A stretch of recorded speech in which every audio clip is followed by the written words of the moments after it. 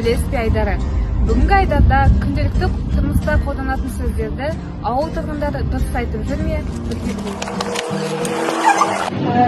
Саламат, сізге сұрақ қояйын дегенмін.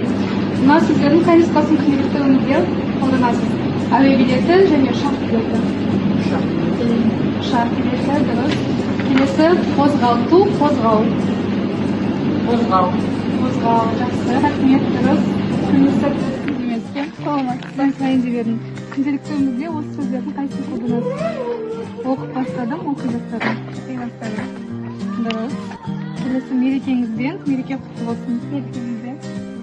Негізі дұрысы мереке құтты болсын. Келесі рахмет, рахмет. Рахмет. Иә, жақсы рахмет, күніңіз сәтті. Сау болсын. Күнделікті қолданыста осы сөздердің қайсысын қолданасыз? Жұмыс жасады, жұмыс істеді. Жұмыс істеді. Иә, дұрыс. Келесі кешірім сұраймын, кешіріңіз. Кешіріңіз. Иә, жақсы рахмет, күніңіз сәтті. Сәлеметсіз бе? Мына сөздердің қай нұсқасын күнделікті өмірде қолданасыз? Күтпеген мәлімдеме және тосын мәлімдеме. Тосын мәлімдеме. Дұрыс.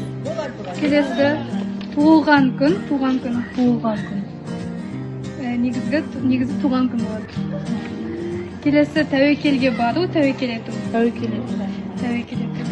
Жақсы рахмет, күніңіз сәтті. Рахмет.